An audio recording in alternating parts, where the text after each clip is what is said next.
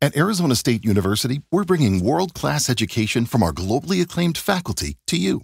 Ranked #1 in innovation for 10 consecutive years and #2 among public universities for employability, ASU isn't just ahead of the curve, it's creating new paths to success. Earn your degree from the nation's most innovative university. Online, that's a degree better. Explore more than 300 undergraduate, graduate, and certificate programs at asuonline.asu.edu. Conoce la trayectoria y evolución de un C-Level. Exponemos el ADN de su liderazgo y las batallas que sacan lo mejor de sí en las firmas protagonistas del mundo de los negocios. Pilotos por Líder Empresarial. Ricardo Rodríguez nació en Guayaquil, en una familia de 3 hermanos, donde sus padres le inculcaron desde temprano la importancia de la disciplina y el esfuerzo, el valor del mérito. Su carrera profesional comenzó en PwC como Assurance Auditor y luego siguió una serie de roles en empresas multinacionales como TQ Coniable y Kimberly Clark, donde se especializó en análisis financieros y desarrollo de negocios. Sin embargo, fue en Daikin donde dio un giro significativo, entrando al equipo estratégico de Latinoamérica en 2018 tras una exitosa transición de la consultoría a la gestión de fusiones y adquisiciones. Sí, claro. Bueno, soy guayaquileño. La verdad es que mi infancia, en general somos 3 hermanos. Yo soy el del medio. Y en general mis papás pues siempre fueron bastante estrictos y siempre nos inculcaron pues la responsabilidad de una educación también muy orientada a la religión católica. Entonces pues ahí en esos tiempos todavía pues era un poquito más estricta la educación y también muy enfocado. Creo yo algo que me marcó mucho, que no me di cuenta hasta que me hicieron una pregunta, me acuerdo pues dentro de un contexto así de un grupo de trabajo. Y esto era orientado para decir que sí, ¿no? Y la pregunta fue, si tú crees que si tú le pides algo a tu papá, él no te lo va a dar. Y pues la respuesta obvia era sí, ¿no? Y mi respuesta automática fue no, porque primero tengo que demostrarle que me lo merezco. Entonces, la verdad es que eso no me di cuenta hasta después que me hicieron analizar mi respuesta, por eso fue tan inmediata. Que pues realmente ese es el valor que creo que más grande que me inculcaron mis padres, la humildad también y poder de pronto todo aquello que realmente es valioso, pues cuesta su trabajo y hay que merecerlo, ¿no? Entonces esa parte pues recuerdo mucho en mi infancia y en general pues también tener un hermano mayor que ha teteado siempre la vara bastante alta y bueno pues todos hemos seguido un camino también de llevarle el paso, ¿no? También es que si ganó una beca, pues tú también tienes que ganarte esa beca, etcétera, ¿no? Entonces, la verdad es que siempre fue ese mecanismo de disciplina y un poco también del merecimiento, del mérito y también esa sana competitividad que teníamos entre nosotros. Mis papás, bueno, mi mamá ama de casa toda la vida y mi papá banquero encargado de temas de cobranzas, justo manejaba la cartera de uno de los bancos más importantes del Ecuador y bueno, a eso principalmente, carrera de finanzas, cobranzas, análisis de cartera, creo que también un pensamiento bastante estructurado y así es, o sea, recuerdo desde niño que mi papá pues trabajaba largas horas y que al final pues llegaba ya cuando estábamos dormidos. Gran parte de su carrera la dedicó muchísimo a desarrollar pues el departamento de cartera dentro de ese banco y lo veíamos con mucha admiración, aunque lo veíamos poco, pero lo veíamos con mucha admiración porque al final fue lo que permitió que nuestra familia pues tenga el estatus que tenía, que podamos tener nuestras cosas, ¿no? Entonces la verdad bastante inspirador también su carrera y siempre le agradecemos mucho que nos haya cuidado. Pilotos. Estudiamos lo que nos apasiona porque buscamos crecer, aportar y construir nuestro propio camino en la vida. Justo eso estaba recordando que cuando estaba próximo a salir de la prepa allá en el Ecuador, no sé, como los últimos años de colegio, ¿no? El cuarto, quinto y sexto año de colegiatura, ahí también teníamos esto de escoger una orientación de carrera ya desde los 3 últimos años. Entonces estaba en físico-matemático. Y en ese entonces pues me interesaba. Creo que la elección del físico-matemático fue siempre por esta afinidad con las ciencias exactas, etcétera, y también enfocado en lo que hacía mi papá, que eran las finanzas, ¿no? Pero como proyecto final ya de la prepa, tuvimos la oportunidad de hacer un proyecto microempresarial. Entonces, en ese proyecto en particular, se desató mi interés por los negocios. Porque ahí en ese proyecto tuvimos que hacer desde el análisis financiero, el plan de marketing, cómo lo íbamos a vender, cuáles eran los canales de venta y cuál iba a ser el retorno de la inversión, etcétera. Todos los análisis de un proyecto, ¿no? De un proyecto de inversión. Entonces, para nuestra corta edad en ese momento, pues eran muchas cosas todavía no tan técnicas, ¿no? Pero sin embargo, me apasionó tanto ese proyecto. Estaba liderando un equipo de 2, 3 personas más y la verdad es que me quedaba hasta tarde, o sea, inclusive en el colegio me quedaba hasta tarde reevaluando y repensando la estrategia. En ese momento íbamos a lanzar una revista. En ese momento también hacía skateboarding, entonces era una revista de skateboarding, ¿no? Entonces, la verdad es que ahí fue que tomé la decisión porque quedamos en tercer lugar en esa competición y nos ganamos, digamos que ya no nos hicieron los exámenes de grado que normalmente se hacen al finalizar la carrera, al finalizar el colegio, sino que ese proyecto se convirtió en nuestro salvoconducto para no hacer el examen de grado, porque no fue muy bien. Entonces, creo que eso fue lo que detonó este interés por los negocios y las finanzas, más allá de lo que decía mi papá o seguir su rol. Mi carrera fue desarrollo de negocio y finanzas. Ya. O con especialización en finanzas. Allá en Guayaquil, sí, correcto. Y fue gracias a una beca, la verdad, una beca por méritos estudiantiles. Y ya en el desarrollo de esa carrera, la verdad es que también me llamó muchísimo la atención que era de esto, tanto en el colegio, de pronto en la carrera también, en la parte de matemáticas y en la parte de finanzas, cuando habían estos cálculos complejos en donde es una gran matriz de quizá o una gran fórmula de factorización, siempre buscaba la forma de acortar esa fórmula y desarrollar factores que me permitan replicar la fórmula más rápido. Entonces, alguna vez algún profesor me dijo en son de broma, ¿no? ¿Te parece politécnico, no de finanzas? Entonces, eso la verdad siempre aunque parecía broma o lo hacía de pronto con un tono de broma, pues siempre me motivó a seguir haciendo ese tipo de cosas, ¿no? Pilotos. La inserción laboral es el primer paso para crecer profesionalmente, aprender del entorno y desarrollar nuevas habilidades. La verdad, siempre me gustó más trabajar que estudiar. Llevar los estudios a la práctica y ganar experiencia siempre fue, la verdad, mucho más importante para mí. Y tampoco terminé mi carrera en el tiempo establecido. Me tomé un poco más porque así tomaba menos materias para poder trabajar. Entré a trabajar más o menos a mitad de carrera. Empecé a trabajar en PwC, una empresa de consultoría, una de las 4 grandes.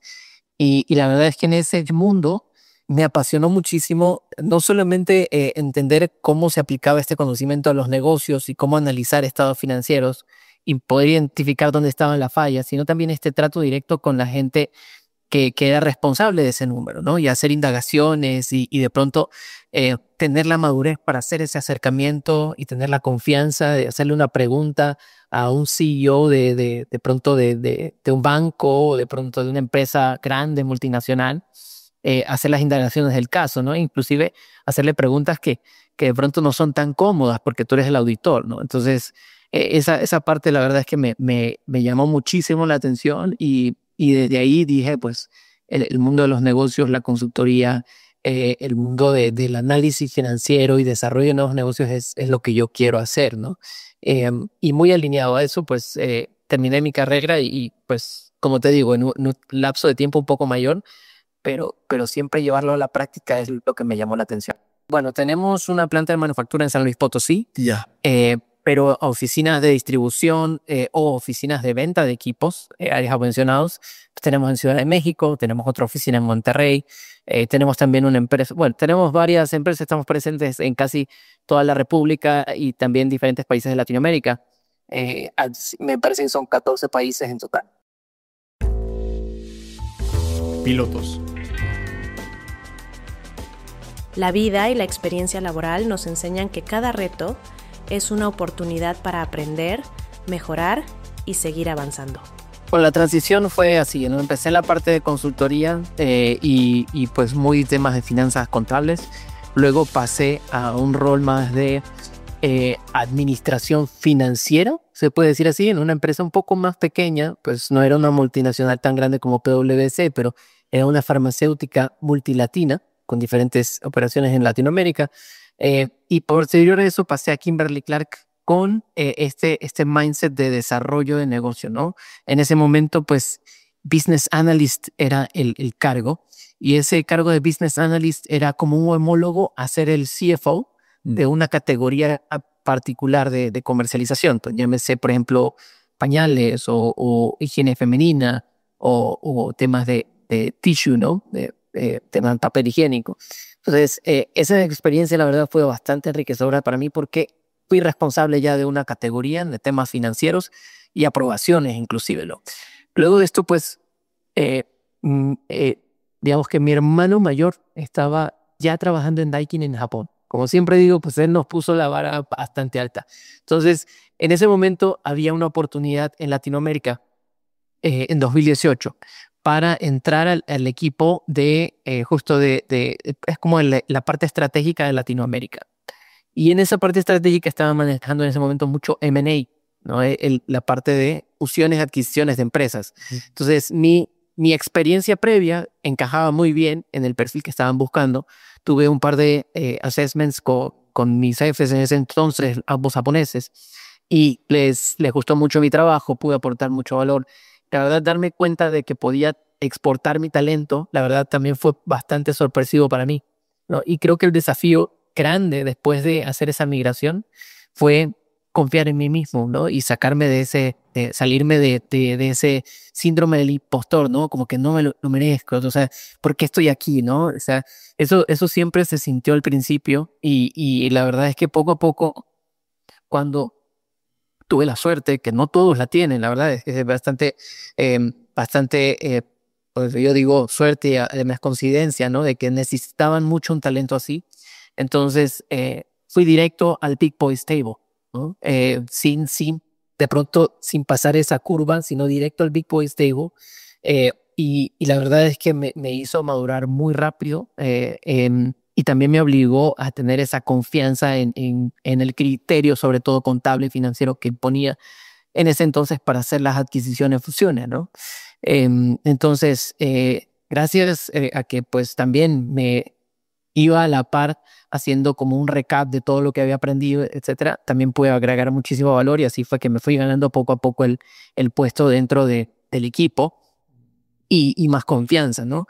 Entonces, de ahí la migración de M&A hacia la parte de innovación es bastante interesante también, porque de M&A, pues, digamos que es una política, viene desde Japón, desde el headquarters, dicen, hay una planificación cada 5 años y esa planificación tiene una orientación bastante definida y esa orientación en ese momento era compramos, expandimos y compramos empresas, ¿no? Y para expandir más rápido el negocio. Pasaron esos 5 años y yo pues creo que eso fue el segundo año de que yo ya estaba en Daikin, se cambió la estrategia, ya compramos lo suficiente, ahora vamos a expandir el negocio tal y como lo tenemos. Entonces ahí nació la idea de crear nuevos modelos de negocio que nos ayuden convertirnos en una empresa de soluciones. Con mi background financiero empezamos a evaluar el cooling as a service, ¿no? Que es el tema pues en vez de pagar el aire acondicionado, tú lo que haces es pagar una suscripción, como si fuera Netflix, y toda la inversión se encarga la empresa, etcétera, ¿no? Entonces, es un modelo de largo plazo, muy financiero, muy de flujo de efectivo, traído a valor presente, ver el retorno, etcétera. Entonces, aún siendo desarrollo de negocio, cayó bastante dentro de mi cancha de expertise, ¿no? Y ya con ese background de crear un nuevo negocio que, gracias a Dios, fue exitoso y recibió fondeo inclusive desde Japón para impulsar ese modelo de negocio y expandirlo, nació digamos, esta forma de hacer las cosas diferentes, ¿no? Siempre me ha gustado buscarle la vuelta al cómo sí, y de pronto yo algo que también pensando un poquito más introspectivamente me ha gustado o siempre he tenido ese olfato para encontrar esos proyectos que nadie quiere hacer, pero que de pronto en el fondo tienen un gran valor una gran rentabilidad. Si es que se logra, vas a obtener o mucha visibilidad o bastante retorno, o vas a ser el pionero en algo que nadie se ha atrevido a hacer, ¿no? Entonces, eso siempre me ha gustado, me ha llamado la atención. Y creo que el Cooling as a Service fue uno de esos. Y ya posterior a eso, que fue un modelo exitoso, pues buscar la innovación dentro de Latinoamérica e invertirle todo mi tiempo. Sí he sido, y algo que siempre mi familia me dice, tú eres como de Eras, ¿no? Eres como de, si empiezas a correr, te dedicas 100% a correr. Bueno, en pandemia creo que todos empezamos a hacer algún tipo de deporte, o la mayoría. En ese entonces de la pandemia, pues yo me dediqué mucho a correr, y en un año hice 2 maratones, un medio maratón, hice bicicleta, el Rafa 500 kilómetros en 4 días. Órale. Entonces, la verdad es que siempre me apasiona mucho y me dedico al 100 en ese tipo de cosas. Entonces, la carrera de innovación para mí es la carrera ideal, porque nunca estás haciendo lo mismo, ¿no? Y ya que encuentras ese tipo de proyectos que pues tienen una alta rentabilidad y que nadie se atreve a hacer, pues lo más indicado es darle con todo y hacerlo con la mayor resiliencia posible. Eso también es otro reto, ¿no? Que de pronto en los mundos técnicos, como el aire acondicionado, las nuevas ideas a veces son bastante controversiales, pero quiero parar ahí porque si no me voy de largo. Pero sí que... Pilotos. La resolución de obstáculos en las empresas requiere liderazgo, estrategia y adaptación para convertir los desafíos en nuevas oportunidades. Sí, correcto. Yo creo que al final es justo, o sea, yo creo que la valentía no es la ausencia de miedo, sino es actuar pese a que exista el miedo, ¿no? Y creo que eso, pues al final fue tomar una decisión y de lanzarse. Ese primer salto es el que más cuesta. De ahí en adelante empieza a fluir un poco mejor, ¿no? Y totalmente de acuerdo con que o sea, visualizarse también es muy importante. Eso de visualizarse o tener la certeza de que con que estés presente probablemente puedas aportar una idea diferente que pueda de pronto hackear ese problema.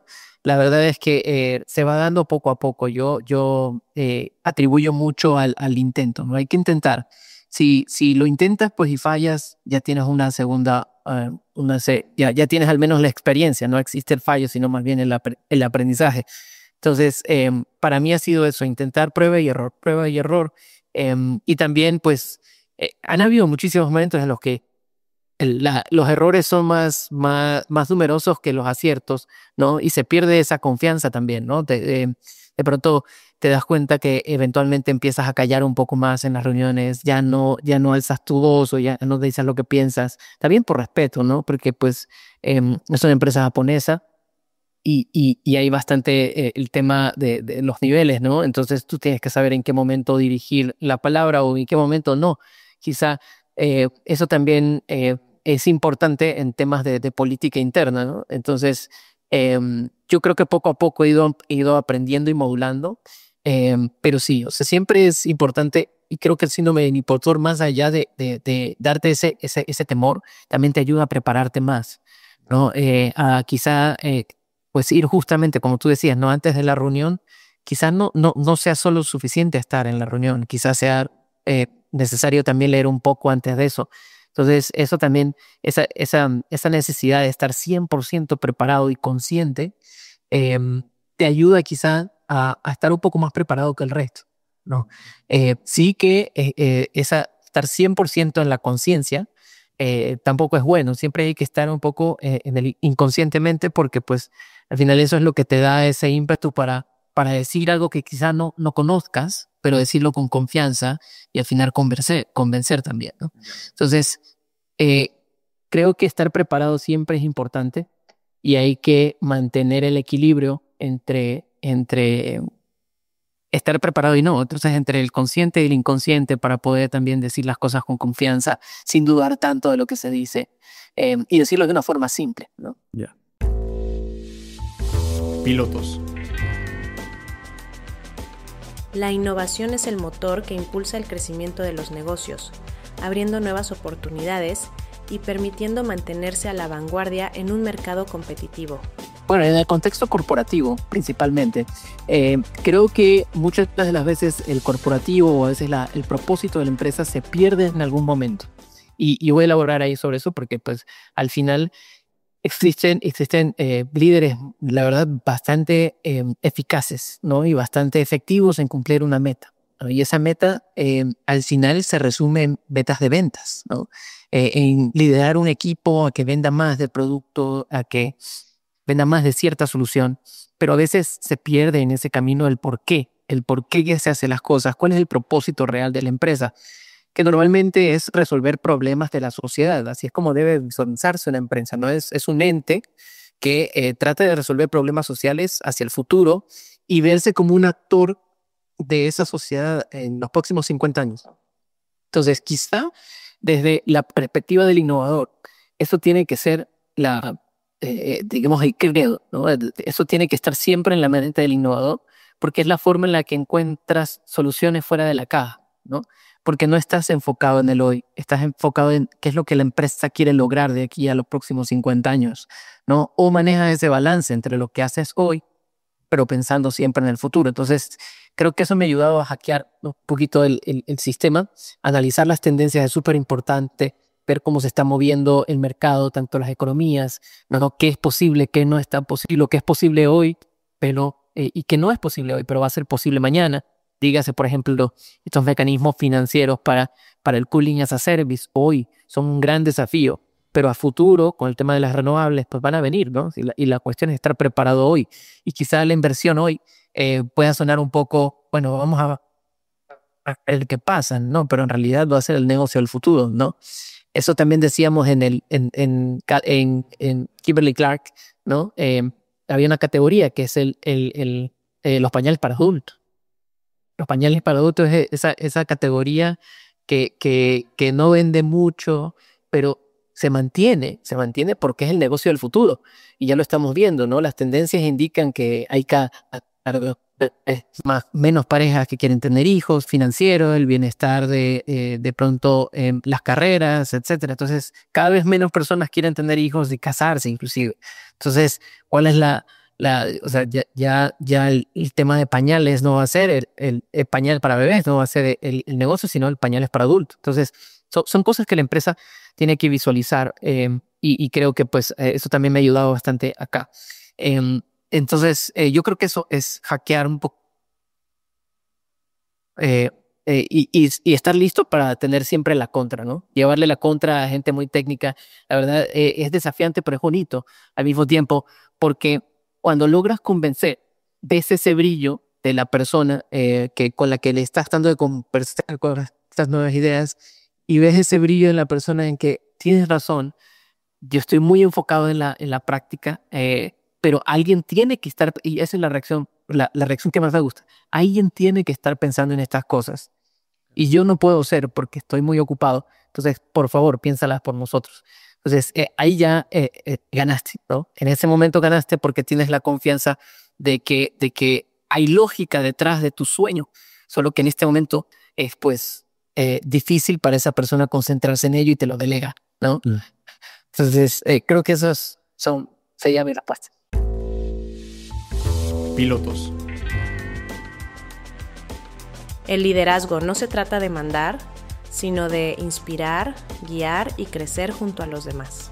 Excelente. Sí, bueno, yo creo que el valor principal es la unidad. La verdad es que pese a que he estado creciendo y yo creería que, como tú bien lo mencionas, como un pasito un poquito más acelerado, mantener esa sencillez y poder tener dentro del equipo esa confianza, no solamente como de un líder o de un jefe, sino más bien un poquito más cercano, ¿no? Yo puedo decir, y seguramente mi equipo también somos personas que estamos luchando por un mismo ideal y que tenemos una camaradería que nos hace bastante sólidos. Sobre todo eso creo que en el tema de la innovación es crítico. Es crítico, sobre todo porque estamos cambiando paradigmas. Hay que romper paradigmas definitivamente y eso requiere de una cohesión bastante tener esa parte de la contra, ¿no? Entonces, es fácil en temas de innovación, cuando uno está haciendo algo diferente, que normalmente las contrapartes busquen llevar la innovación hacia el business as usual, ¿no? Y traten de alienar o adaptar la innovación a algo que no nació para ser de esa forma, ¿no? Entonces, eso para mí es muy importante, por eso mantengo una relación bastante cercana con mi equipo, para que esa visión se mantenga, pese a que podría encontrar en algún momento como esa tendencia a volverse business as usual. Creo que eso es una de mis características de liderazgo, y mantener esa humildad, nunca decir yo soy el jefe y hacen lo que yo digo, ¿no?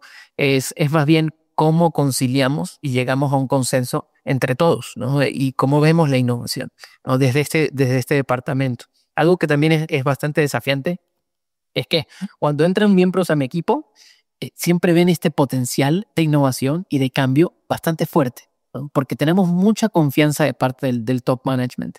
Entonces, también ese ímpetu por hacer las cosas suele llevarnos hacia direcciones equivocadas, ¿no? Suele también, por hacer rápido, perdemos un poco metodología. Entonces, mantener ese balance, ¿no? Y traerlos de vuelta a lo que dijimos que íbamos a hacer de inicio, y siempre pues estar estirando para que vayan a ver qué pasa y luego jalarnos otra vez y volverlos al proceso y decir, bueno, ¿qué aprendiste y cómo de lo que aprendiste seguimos adelante, ¿no? En lo que habíamos marcado. Entonces, eso también me ha pasado mucho, y es liderar también desde la claridad. Liderar desde de tener muy claro qué es lo que se quiere lograr y ser fiel a ese mapa o esa imagen que ya plantamos desde el comienzo, ¿no? Van a salir muchas cosas en el camino y va a ser muy difícil pensar, mantener el ritmo y la orientación. Entonces, creo que es la labor del líder, tener esa claridad, saber comunicarlo y saber siempre retomar la dirección cada vez que mis innovadores o mi equipo pues se sale del camino, que es normal, ¿no? Es normal. Entonces, esas tres cosas diría: humildad, claridad y también la cercanía con el equipo. Pilotos. Una buena comunicación con tu equipo es clave para alinear objetivos, fortalecer la colaboración y asegurar el éxito de proyectos. A mi cargo tengo 2 gerencias. La verdad es que ellos son muy, también se adueñan muchísimo de sus proyectos, ¿no? A veces yo tengo que salir de la fórmula simplemente para no estorbar, ¿no? Y eso para mí es bastante claro, y prefiero a veces que ellos traigan, vengan simplemente con esta parte de, sabes que aquí no puedo avanzar, Rich, necesito que me apoyes, o hay que tomar esta decisión, tenemos este conflicto, necesitamos que tú intervengas, ¿no? Y la verdad es que sobre todo con uno de mis gerentes ha sido un camino de unos 3 años que ya tenemos trabajando juntos, y así, o sea, de inicio estaba muy pegado y éramos muy en conjunto, y poco a poco pues lo he ido soltando, sobre todo en el proyecto insignia que él maneja, que es el AirTech Challenge, y pues la verdad es bastante grato porque ha estado a la altura del desafío. Entonces, creo que identificar cuando esta persona pues, ha ido creciendo y cada vez gana más, se va comprometiendo más con el proyecto. Creo que de inicio no suelto enteramente hasta que identifico que la persona se ha adueñado y es accountable por el proyecto. Es decir, si hay un fallo, pues reconoce el fallo y trata de mejorarlo independientemente, ¿no? En ese momento ya empiezo a soltar, porque me doy cuenta de que ya se enamoró del proyecto, de que realmente si no funciona, pues le va a impactar tanto, va a tener ese compromiso con que funcione, ¿no? Eso creo que me da muchísima confianza cuando los líderes o la persona a mi cargo pues siente la pertenencia del proyecto. Ya cuando identifico eso, la verdad es que suelto bastante. Sí, pueden haber errores y soy consciente de eso. Lo hago inclusive con personas no más juniors. Pero es parte si yo pudiera estar en todos lados lo hiciera, pero al delegar creo que también me permite pensar en otras cosas un poco más de futuro.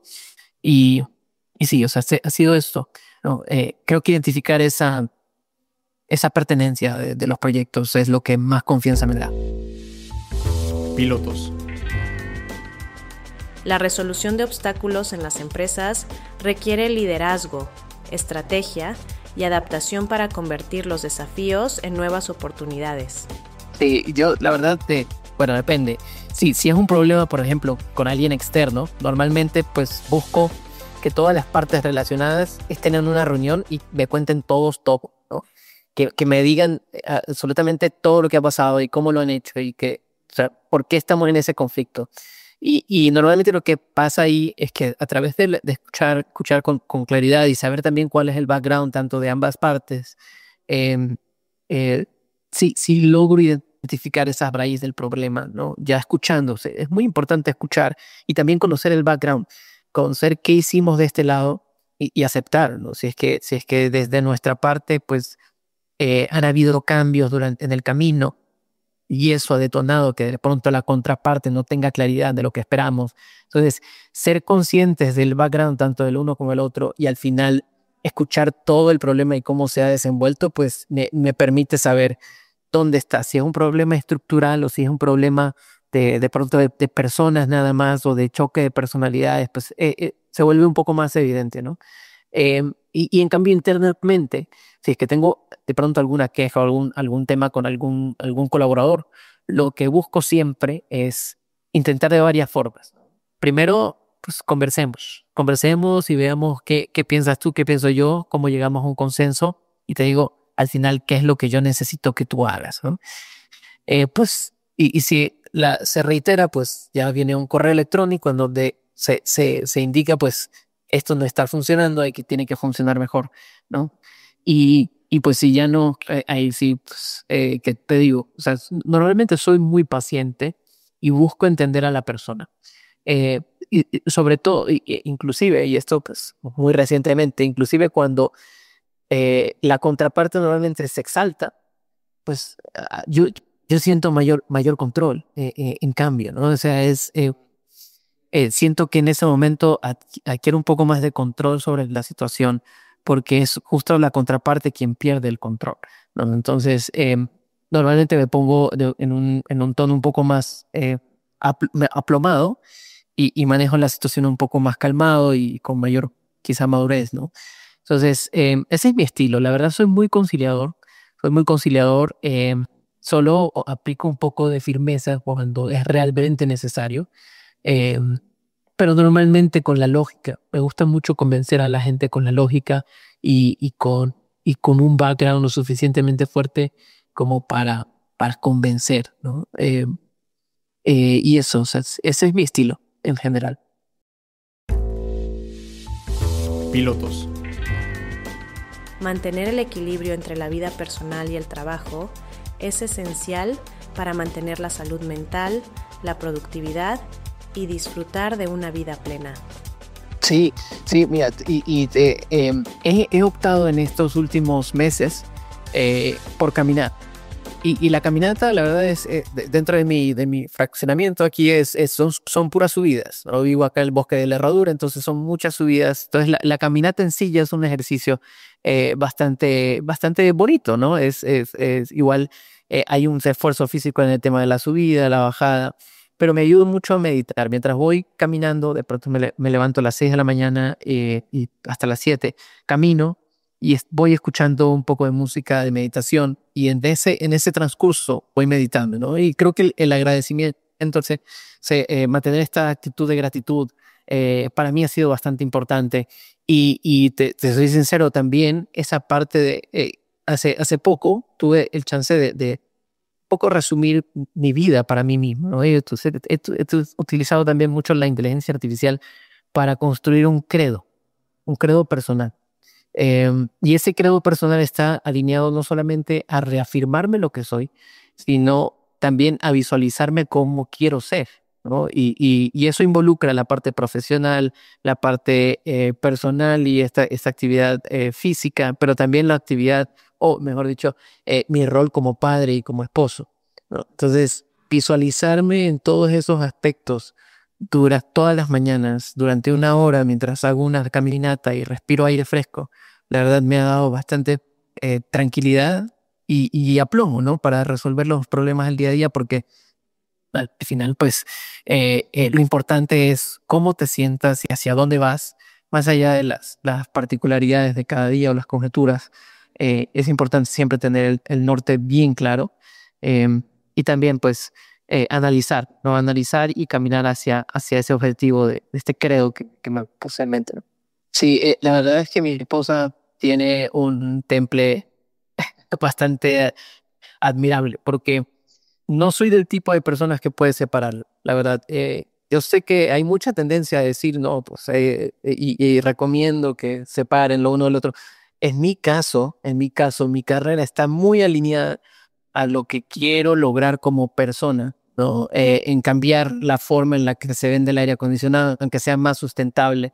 Entonces, ya de por sí esa motivación de innovar la traigo en la cabeza todo el tiempo.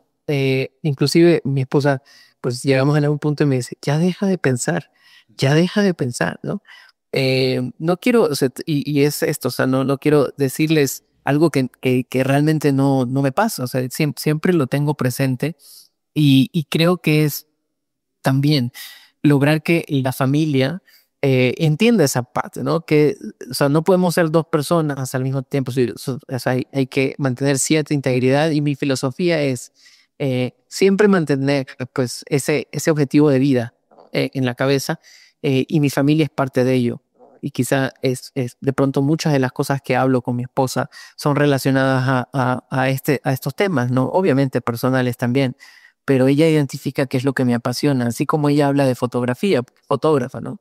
Entonces, creo que es parte de lo que también nos hace quienes somos y que hace que la otra persona se enamore por esa pasión que ponemos sobre resolver un problema, y también con esa misma pasión como tratamos de construir nuestra familia, ¿no? Entonces, eh, creo que nunca he podido despegar ambos mundos. Sí necesitas mucha paciencia. Tengo la suerte de que mi esposa pues trabaja desde casa. Se necesita mucha paciencia de parte de la pareja para poder entender las largas horas de trabajo. Sigo trabajando 12 horas al día, más o menos. Y eso sí, los fines de semana son de mi familia. Eso sí. Y pues ahí no toco el computador, sino más bien pues paso todo el día con ellos, y busco la forma de pues, estar muy cerca de mi hijo, que pues cuando estoy de home office, para él es lo máximo. No, pese a que salgo a ratitos, pero para él es lo máximo verme aquí en casa y estar y luego decirle, juguemos a esto. Y pues con que le lance una pelota ya con eso es suficiente para él, ¿no? Que juegue con un carrito y pues luego venga a trabajar, también es bastante. Entonces, así es como llevo mi vida y la verdad es que hasta ahora creo que es parte de mi éxito.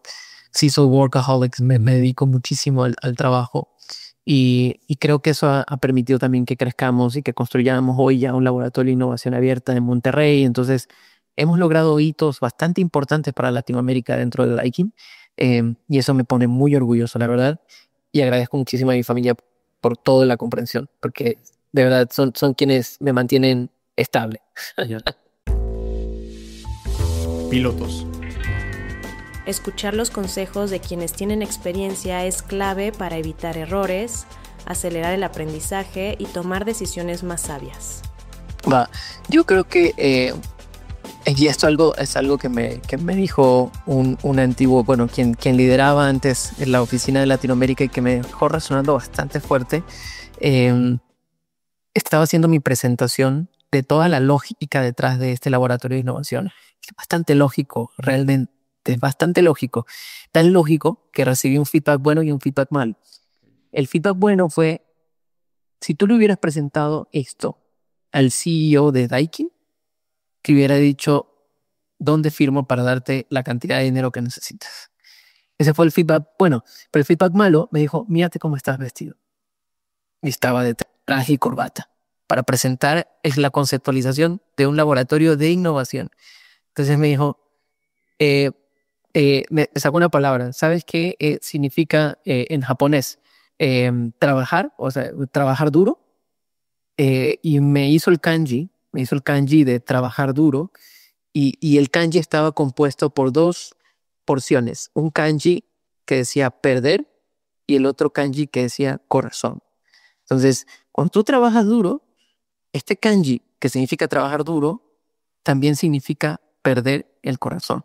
Entonces, que mantengan el corazón, que por más lógico que sea el camino, o que por más lógico que tengan que presentarlo, siempre mantengan el corazón puesto en ese problema que quieran resolver, para no entrar en la miopía de taller y en esa solución que de pronto pues se vuelve, a veces uno se enamora más de la solución que del problema. Entonces, mantener el corazón para mí es eso, mantener la visión en ese problema que quieres resolver y modificar las cosas en el camino sin necesidad de casarse con una sola idea, ¿no? Entonces, siempre mantener la mente abierta y con mucho corazón, con mucha pasión, para poder lograr eso que uno se plantea, porque la resistencia es bastante dura. Entonces, si no hay corazón, pues no se logra lo que se quiere. Conoce la trayectoria y evolución de un C-Level. Exponemos el ADN de su liderazgo y las batallas que sacan lo mejor de sí en las firmas protagonistas del mundo de los negocios. Pilotos por Líder Empresarial.